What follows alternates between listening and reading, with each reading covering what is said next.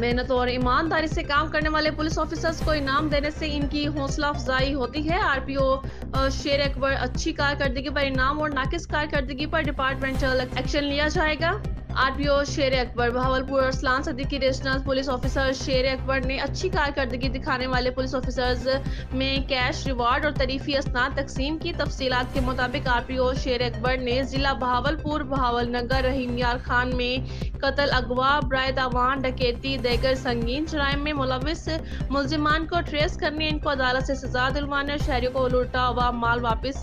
दिलवाने वाले police officers को तरीफी असनाद और नकद इनामात दिए। इसके अलावा आरपीओ ने अच्छी ड्यूटी करने वाले पुलिस के जवानों को भी तारीफी असनाद और नकद इनामात दिए। इनामात हासिल करने वालों में inspector legal Mohammad Asif Saeed, SI Mohammad Mohsin Sardar, lady ASI Shahnaz Akhtar, ASI Mohammad Asif, SI Mohammad Akram, TSP SI Shahroz Iqbal, SI Razzaq Ahmad, SI Shaukat Ali, SI Mohammad Ayub, SI Nawaz Ahmad, SI Mohammad Latif, constable Abdul Jabbar, SI Faisal Amin, SI Mohammad Azam, SI Muslim Zia, ASI Babar Ali Shah, constable Khurram Nawaz, ASI Mohammad Ramzan,